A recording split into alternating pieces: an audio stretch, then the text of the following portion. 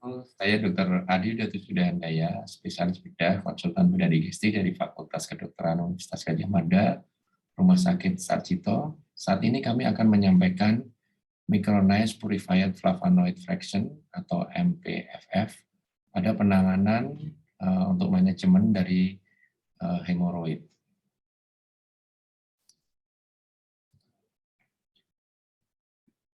Overview tentang penyakit hemoroid, di mana kita kenal pada penyakit hemoroid itu adalah suatu pelebaran vena di daerah rektum ya, anus rektum, di mana penyakit hemoroid ini diderita kurang lebih 10 juta penduduk di Indonesia, di mana antara perempuan dan laki-laki itu bisa menderita hemoroid ya. Tidak juga berkaitan dengan usia. Semua usia bisa menderita hemoroid, bahkan usia-usia muda kurang dari 20 tahun. Tapi juga hemoroid ini didominasi oleh usia yang lebih dari 50 tahun. 25% itu bisa terjadi rekurensi, utamanya di 7 bulan pertama, atau pada pasien-pasien yang sudah dilakukan operasi bisa terjadi kekambuhan di 2 tahun setelah pasca operasi.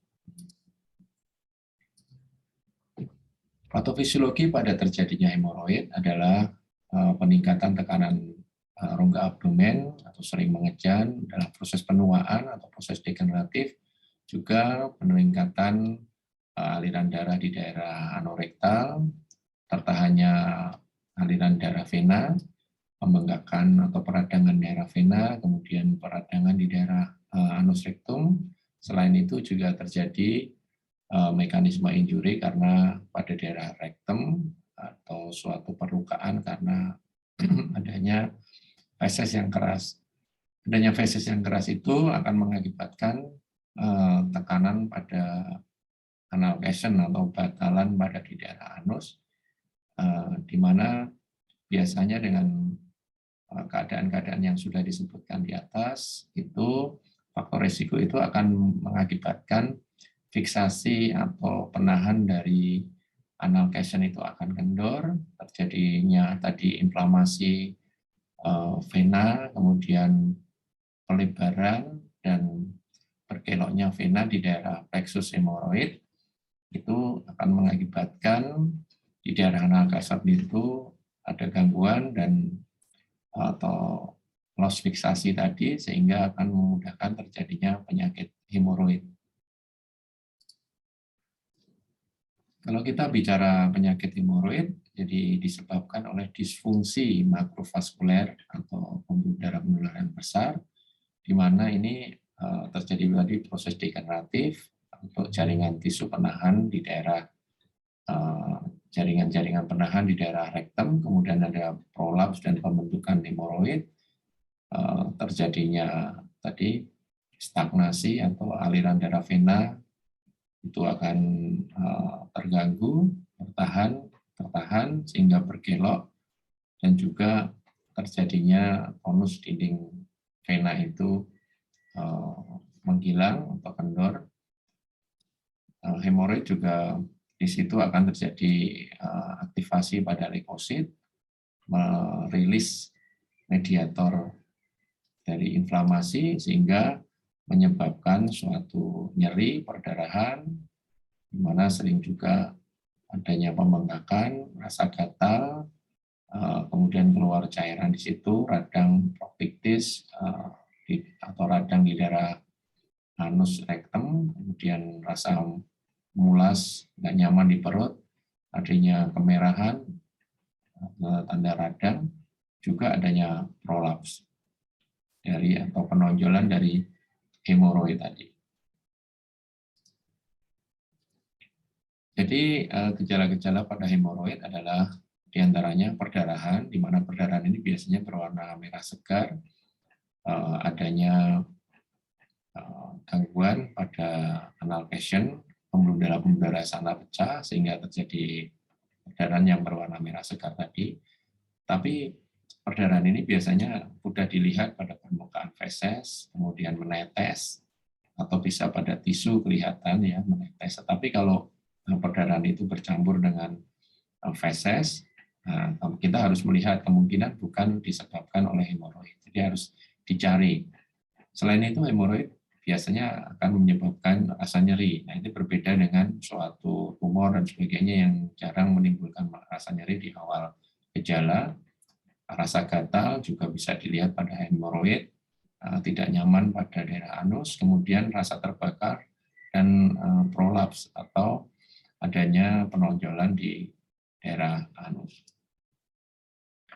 Kalau kita bicara dengan hemoroid, kita harus mengetahui grade dari hemoroid. Menurut klasifikasi Collingers dikatakan untuk hemoroid interna sendiri ada 4 grade. Yaitu grade pertama tidak prolap atau biasanya pasien hanya mengeluhkan perdarahan dari daerah anus, itu adalah grade pertama.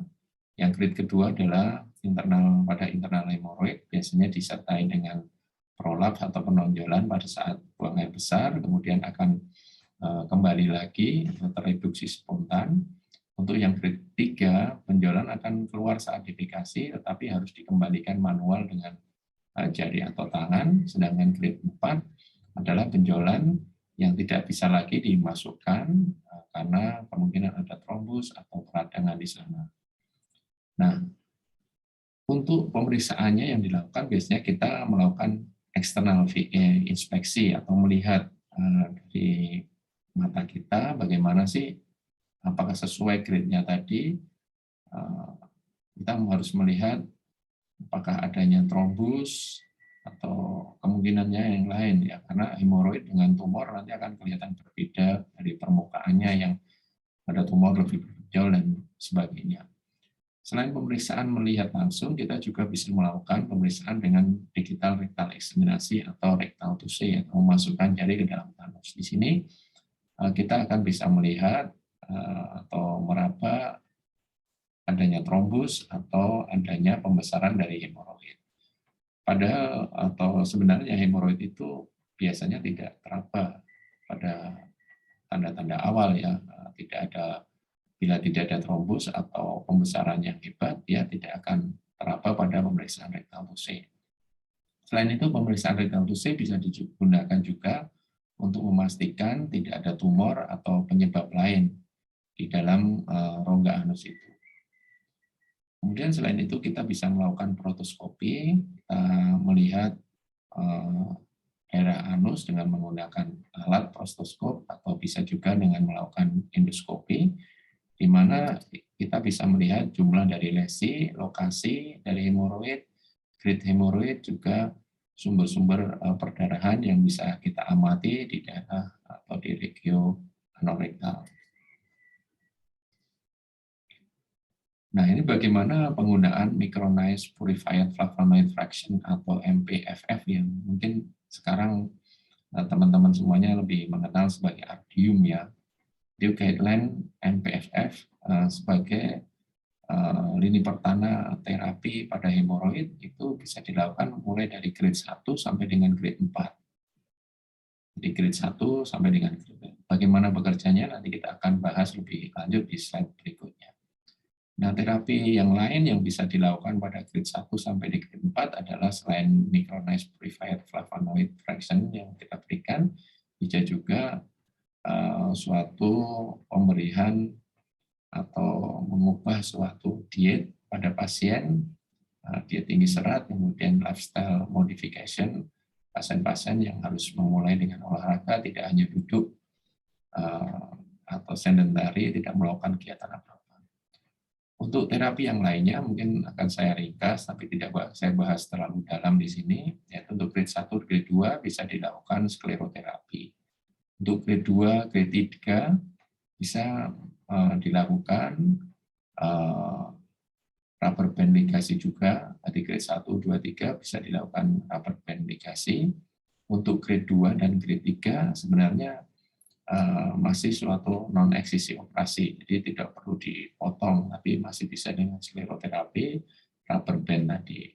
Kalau sudah grade 3 dan grade 4, di mana sudah terjadi prolap, kita bisa melakukan dengan stapler hemoroid ectopeksi atau dengan stapler hemoroid.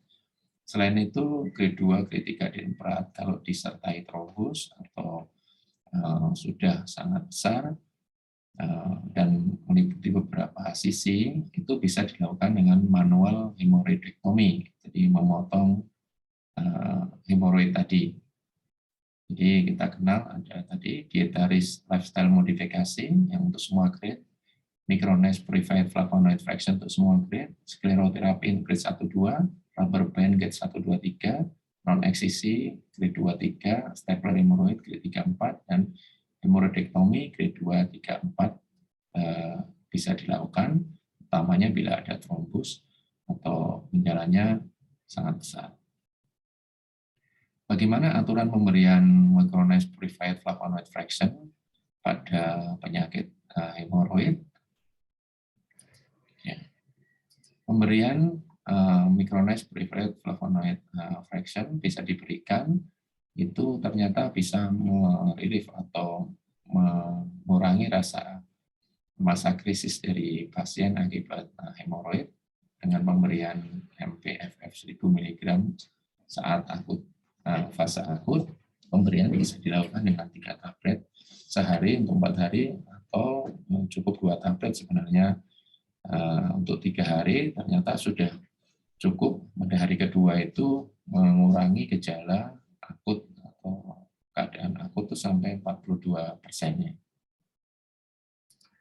Selain itu, pemberian micronized purified flavonoid fraction itu juga efektif dalam menyetop rasa nyeri pada anal pain itu sampai 84%. Perbandingannya pada pemberian placebo pada jumlah sampel 50 orang, baik placebo maupun pemberian micronized purified flavonoid fraction, ternyata dapat memberikan secara signifikan 5 kali lebih banyak untuk efektifikasinya pada menyetop rasa nyeri atau menghilangkan rasa nyeri itu sampai 5 kali ketika diberikan micronized purified flavonoid fraction atau hampir 84%-nya. Kemudian dalam keefektifannya menyetop perdarahan pada 3 hari itu bisa efektif lebih dari 80% pasien dengan jumlah sampel yang sama 50 kasus itu hampir pada 3 hari itu anal bleeding atau perdarahan anus itu bisa turun pada yang diberikan micronized purified flavonoid fraction sampai 80%.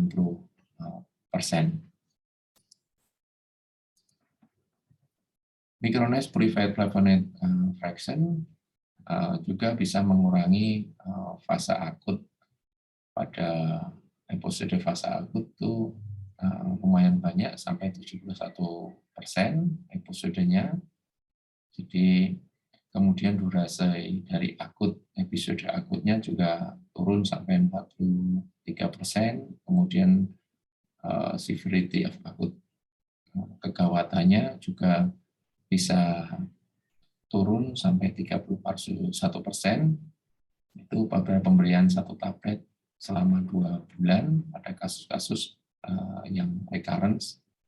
Untuk mencegah suatu recurrency itu cukup efektif dengan pemberian 1 tablet selama 2 bulan akan mengurangi episode dari akut, kemudian mengurangi durasi pada akutnya dan severity atau kegawatan dari akut tadi. Pemberian MPFF itu akan mengurangi perdarahan dengan meningkatkan jumlah prosentase yang berkurang perdarahannya itu cukup banyak ya, ini signifikan pada 43 kasus itu meningkat dari 40% menjadi 60% dibanding dengan yang kontrol.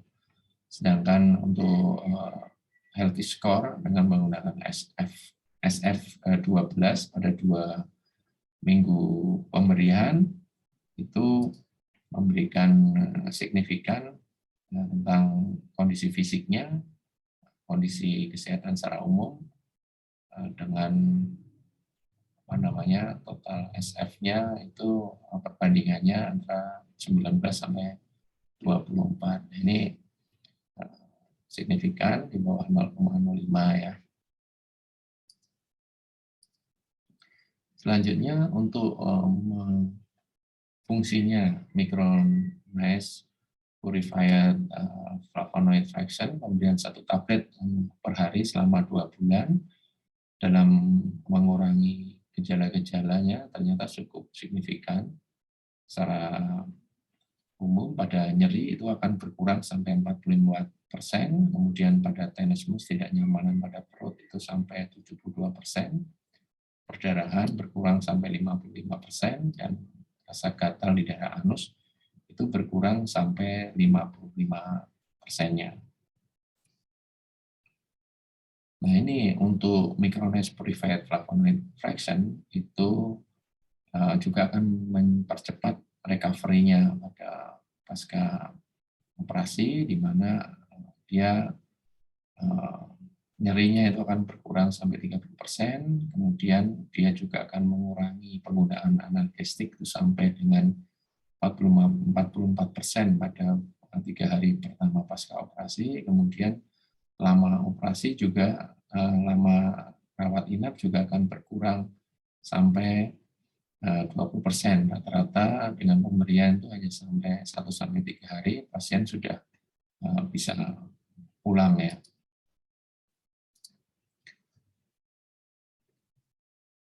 Nah ini ada studi yang dilakukan pada 11 clinical study dengan 1.991 pasien, itu ternyata signifikan pemberiannya itu bisa mengurangi perdarahan, mengurangi rasa nyeri, anal discharge, dan secara overall improvement pada simptom gejala-gejalanya itu akan sangat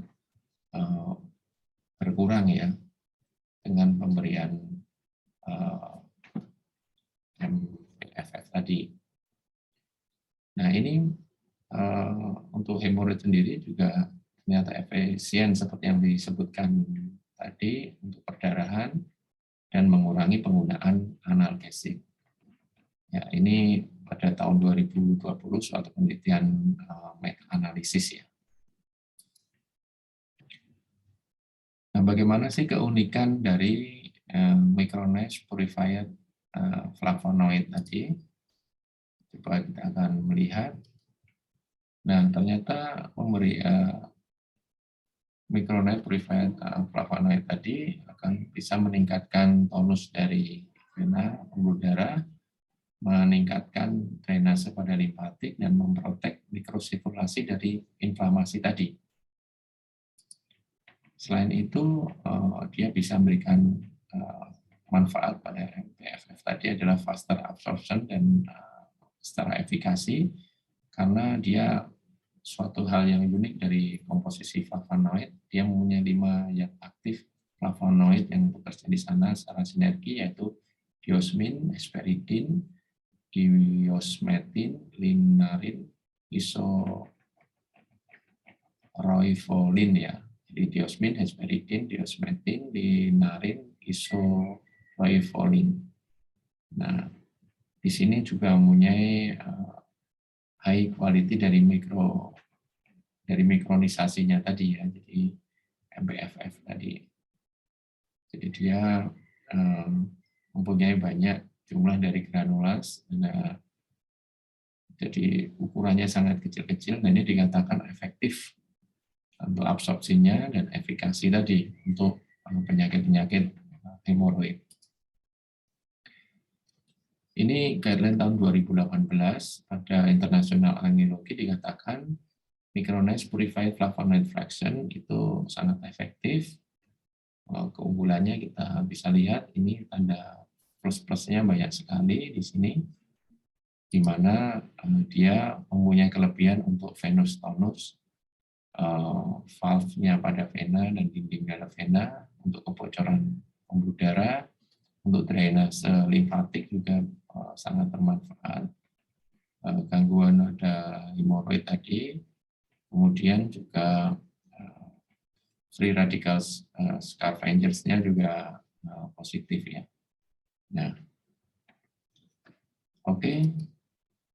Terima kasih. Demikian kita refreshing tentang MPFF. Terima kasih.